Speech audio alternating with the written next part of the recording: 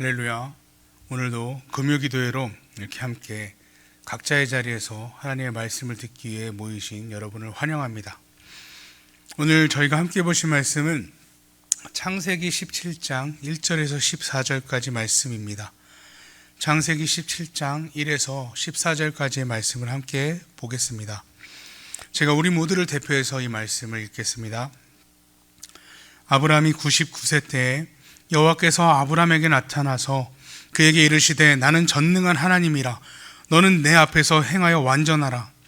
내가 내 언약을 나와 너 사이에 두어 너를 크게 번성하게 하리라 하시니 아브라함이 엎드렸더니 하나님이 또 그에게 말씀하여 이르시되 보라, 내 언약이 너와 함께 있으니 너는 여러 민족의 아버지가 될지라. 이제후로는 내 이름을 아브라함이라 하지 아니하고 아브라함이라 하리니 이는 내가 너를 여러 민족의 아버지가 되게 함이니라. 내가 너로 심히 번성하게 하리니 내가 내게서 민족들이 나게 하며 왕들이 내게로부터 나오리라. 내가 내 언약을 나와 너 및 내 대대 후손 사이에 세워서 영원한 언약을 삼고 너와 내 후손의 하나님이 되리라. 내가 너와 내 후손에게 내가 거류하는 이 땅 곧 가나안 온 땅을 주어 영원한 기업이 되게 하고 나는 그들의 하나님이 되리라. 하나님이 또 아브라함에게 이르시되 그런즉 너는 내 언약을 지키고 내 후손도 대대로 지키라. 너희 중 남자는 다 할례를 받으라. 이것이 나와 너희와 너희 후손 사이에 지킬 내 언약이니라. 너희는 포피를 베어라. 이것이 나와 너희 사이의 언약의 표징이니라. 너희의 대대로 모든 남자는 집에서 난 자나 또는 너희 자손이 아니라 이방 사람에게서 돈으로 산 자를 막론하고 난지 8일 만에 할례를 받을 것이니라. 너희 집에서 난 자든지 너희 돈으로 산 자든지 할례를 받아야 하리니 이에 내 언약이 너희 살에 있어 영원한 언약이 되려니와 할례를 받지 아니한 남자 곧 그 포피를 베지 아니한 자는 백성 중에서 끊어지리니 그가 내 언약을 배반하였음이니라. 아멘. 오늘 본문에서 반복적으로 나타나고 있는 단어가 있습니다. 가장 많이 이야기하고 있는 말씀하시는 단어는 내 언약입니다. 즉 하나님께서 아브라함에게 해주신 그 언약에 대한 이야기를 무려 9번이나 반복하여 말씀하고 있습니다. 본문의 말씀은 아브라함이 이스마엘을 낳고 13년이 지난 후 아브라함의 나이가 99세가 되었을 때 일어난 일입니다. 하나님은 아브라함에게 오셔서 다시 한번 하나님의 언약을, 내 언약, 하나님의 언약을 상기시켜 주고 계신 것입니다. 하나님께서는 하나님의 언약을 받은 아브라함에게 이제는 완전히 행할 것을 명령하고 계십니다. 17장 1절입니다. 아브라함이 99세 때에 여호와께서 아브라함에게 나타나서 그에게 이르시되 나는 전능한 하나님이라. 너는 내 앞에서 행하여 완전하라. 하나님께서는 언약의 백성인 아브라함에게 너는 내 앞에서 행하라 라고 말씀하고 계십니다. 하나님 앞에서 행하는 삶, 이거는 경건의 삶을 말합니다. 어디에 있든지 어느 일을 하고 있든지 하나님 앞에서 행하라 라는 것이죠. 저희가 잘 아는 코람데오, 그게 이 하나님 앞에서 행하는 삶을 말하는 것입니다. 하나님이 항상 함께 하시는 신전의식을 갖고 삶을 살아가는 것, 그것을 말하는 것입니다. 모든 세상에 있는 사람들이 삶을 살아갈 때에는 무신론적인 삶을 살아갑니다. 그러니까 주변에 보고 있는 사람이 없을 때에는 아무도 나를 보거나 판단할 사람이 없다라고 생각하는 것이죠. 또한 위선적으로 가식적으로 살아갑니다. 그렇기 때문에 사람들이 볼 때에만 열심히 하고 사람들이 볼 때에만 선한 것처럼 살아간다라는 것이죠. 하지만 사람들이 보지 않을 때에는 악한 일을 행하는 것입니다.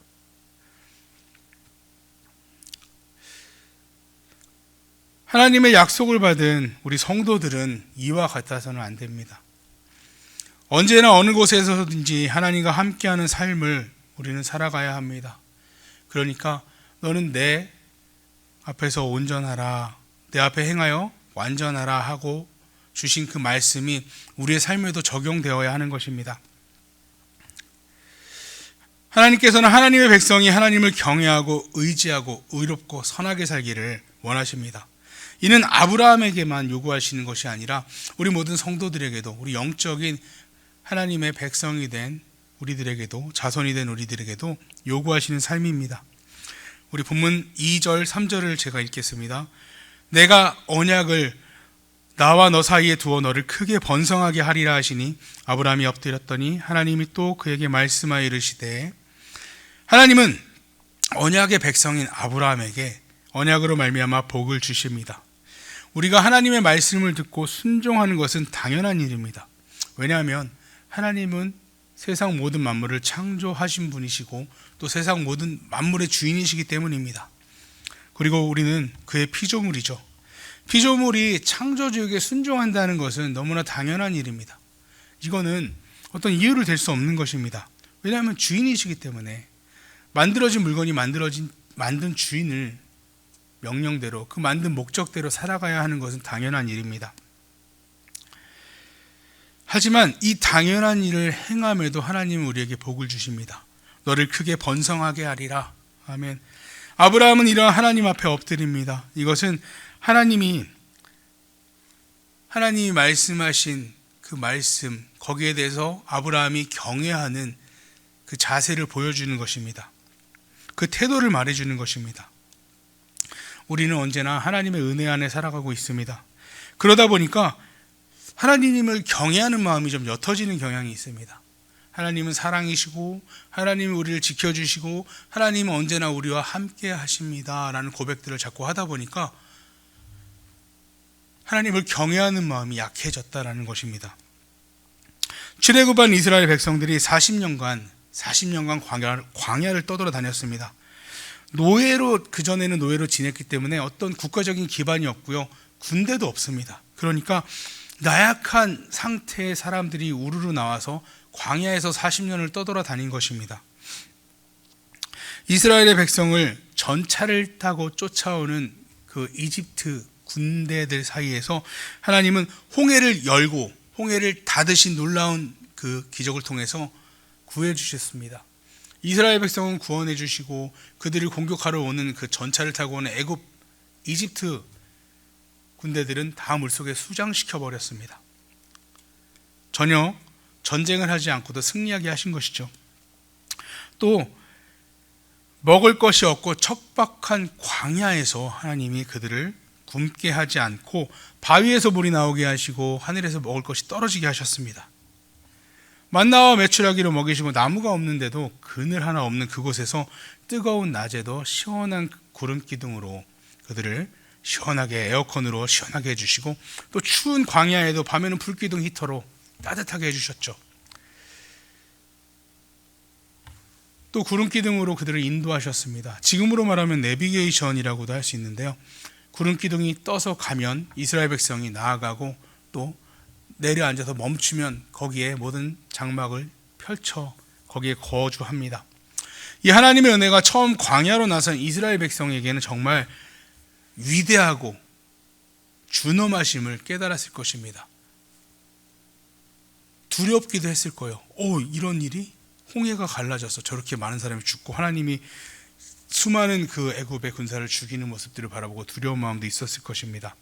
민수기 11장 5절에 우리가 애굽에 있을 때에는 값없이 생선과 오이와 참외와 부추와 파와 마늘들을 먹은 것이 생각나거늘 이제는 우리의 기력이 다하여 이 만나 외에는 보이는 것이 아무것도 없도다 하니, 이 만나 외에는 보이는 것이 아무것도 없도다.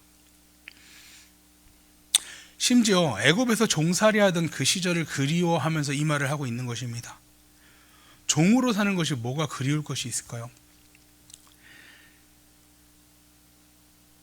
혹시 우리의 삶이 이 광야에서 40년을 지냈던 이스라엘의 그 백성들의 삶과 같지는 않을지 두렵고 떨리는 마음으로 돌아봐야 합니다.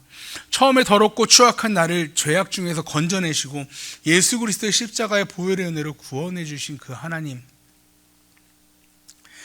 처음에 그 죄를 깨닫게 되었을 때 하나님 앞에, 거룩하시고 신실하신 하나님 앞에 서는 것이 두렵고 떨렸습니다. 감히 나 같은 죄인이 하나님 앞에 설 수 없다라는 것을 고백할 수밖에 없습니다. 그래서 회개하는 거죠. 그런데 이제 그 모든 기억들이 희미해지고 하나님의 은혜를 계속 받다 보니까 하나님에 대한 두려운 마음이 점점 옅어집니다. 그래서 이제 구원받는 것도 하나님의 은혜를 주시는 것에 대해서 당연하게 생각하는 것은 아닌지 정말 두려운 마음으로 돌아봐야 합니다. 하나님께서 우리의 기도에 응답해 주셔야 하는 것은 당연한 일이 아닙니다. 기도하고 나의 생각대로 삶을 살아가는 것, 이것도 당연한 일이 아닙니다. 우리는 이미 모든 것을 다 주신 하나님께 감사만을 해야 합니다. 그래서 아브라함처럼 하나님 앞에 경외하는 마음으로 납작 엎드리는 삶을 살아야 합니다. 그것이 언약을 받은 자의 자세입니다. 그것이 은혜 받은 자의 자세입니다. 은혜로 구원받은 우리가 우리 하나님께 취해야 할 자세는 오직 이거밖에 없습니다. 납작 엎드려서 하나님을 경외하는 표현을 하는 것. 하나님의 아브라함에게 주신 언약은 그에게서 끝나는 것이 아니라 영원한 언약입니다. 우리 사람들은 영원한 언약을 할 수 없습니다. 우리가 살아있는 동안 지키지 않으면, 그 약속을 지키지 않으면 그 다음부터는 끝입니다. 뭐 지킨다 해도 우리 살아있는 동안 지키는 것이 그 뒤에 지나가면 그 언약은 아무 의미가 없다라는 것입니다. 정권이 바뀌면 계속 그 약속들이 바뀌듯이 아주 우리 사람들의 약속은 이와 같이 계속 손바닥 뒤집듯이 쉽게 바뀝니다. 하지만 영원하신 하나님의 약속은 그렇지 않다라는 것입니다. 후손 대대로 이루어지는 언약이라는 것입니다. 이 약속해 주신 가나안 땅, 다시 말하면 우리에게 주신 이 영원한 천국의 이 언약, 이것은 우리만으로 끝나는 것이 아니라 우리 자손에게까지 이어지는 언약으로 나아갑니다. 그래서 우리는 자녀들을 하나님의 말씀으로 복음을 전하고 또 하나님의 말씀대로 양육해야 하는 것입니다. 또한 하나님은 언약만을 해주신 것이 아니라 이 언약대로 살아갈 수 있도록 아브라함을 아브라함으로 바꿔주십니다. 뭐 단순히 이름을 바꾼 정도가 아니고 의미를 바꿔버린 것입니다. 인생의 의미가 바뀌었습니다. 아브라함은 높임받는 아버지, 존귀한 아버지라는 의미의 단어인데요, 인간의 성공적인 의미의 이름에서 열국의 아버지, 하나님의 명령에 하나님의 백성의 아버지로 이름을 바꿔주신 것입니다. 이거는 이 땅에 소망을 가졌던 존귀한 아버지에서 하나님의 영원한 나라의 소망을 둔 열국의 아버지로 하나님의 소망이 담긴 이름을 주신 것입니다. 죄의 종인 우리를 하나님께서는 성도로 불러주셨습니다. 또 모아주셨습니다. 우리 개개인의 성공을 추구하는 자리에서 길어봐야 120년의 그 성공을 추구하는 자리에 살아가는 우리를 영원을 바라보는, 영원한 성공을 바라보는 삶으로 바꿔주시고 하나님 나라의 소망을 주셔서 우리를 부르신 것입니다. 아브라함이 아브라함이 되었듯이 우리도 이제 성도가 되었습니다. 우리의 삶의 가치관은 바뀌었습니다. 성도가 되었다는 것은 단지 그냥 주일에 예배에 참석하는 것, 이것을 말하는 것이 아닙니다. 우리의 인생이 송두리째 바뀌는 것을 말하는 것입니다. 아브라함이 되는 것은 이러한 것을 의미하는 것입니다. 또 우리가 성도가 되었다라는 것은 이러한 것을 의미하고 있는 것입니다. 오늘 9절을 보면 하나님이 또 아브라함에게 이르시되 그런즉 너는 내 언약을 지키고 내 후손도 대대로 지키라. 하나님의 언약은 우리 대에서 끝나는 것이 아닙니다. 하나님은 아브라함을 통해서 그의 자손들에게 그 복이 이어져 내려옴을 말씀해 주십니다. 이는 자식뿐만이 아니고요, 아브라함과 함께 있는 모든 사람을 다 포함하는 언약입니다. 그것의 증표로 할례를 행하라 라고 명령하십니다.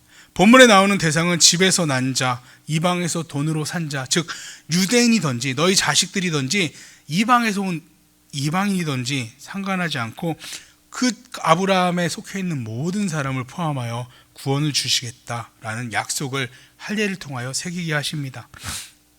우리는 약속을 쉽게 잊어버리지만 이 할례를 행한 부분을 바라볼 때마다 하나님의 약속을 되새기고 떠올리게 됩니다. 우리도 마찬가지로 우리만 구원을 받는 게 아니고요, 우리 가족들, 또 우리 주위에 있는 우리에게 모든 속하게 하신 모든 자들에게 이 복음을 전해야 합니다. 그래서 이 복음의 은혜를 넘치게 흘러보내야 합니다. 우리 안에서 끝나는 것이 아닙니다. 14절에 보면 할례를 받지 아니한 남자 곧 그 포표를 베지 아니하는 자는 백성 중에서 끊어지리니 그가 내 언약을 배반하였습니다. 할례를 받지 않은 자는, 구원받지 않은 자는 하나님의 언약의 백성에서 끊어집니다. 이것은 그냥 내가 구원받지 않고 믿지 않는 것으로 끝나는 것이 아니라 하나님을 배반한 행위다라고 말하고 있는 것입니다. 결국 복음을 받지 않은 자는 심판을 말미암아 영생의 복을 누리지 못하고 두 번째 사망에, 영원한 사망에 이르게 됩니다. 아브라함을 통하여 하나님의 언약이 상속되었듯이 이제는 우리 언약의 백성, 우리를 통하여서 하나님의 이 복이 상속되기를 간절히 소망합니다. 우리 이 말씀을 듣는 모든 성도님들, 정말 하나님이 주시는 복을 온전히 누리시고 또 우리를 통하여 또 구원받는 자들이, 하나님이 예비한 자들이 하나님께 돌아오는 놀라운 일이 일어나기를 간절히 소망합니다. 기도하겠습니다. 아버지 하나님, 정말 자격이 없는 자를 불러주시고 이렇게 말씀을 듣게 하시고 하나님 구원하여 주셔서 또 정말 저희뿐만이 아니라 우리 주변에 있는 모든 사람들에게 이 복음을 전할 수 있게 하시는 데 감사드립니다. 우리 마음의 두려움을 내려놓고 정말 하나님의 복을 전하는 전달자로서의 사명을 잘 감당하게 하여 주시옵소서. 우리 자녀들이 구원받게 하여 주시옵소서. 우리 가족이 구원받게 하여 주시옵소서. 우리 주위에 있는 모든 사람들이 정말 복음을 통하여서 구원받게 하여 주시옵소서. 저희를 그 일에 사용하여 주시기를 간절히 소망합니다. 하나님의 은혜를 구합니다. 감사드리며 예수님 이름으로 기도했습니다. 아멘. 우리 다 같이 또 주어지는 제목을 통해서 함께 기도하시기를, 또 우리의 개개인의 기도 제목을 통해서 기도하시기를 바랍니다. 우리 기도하겠습니다.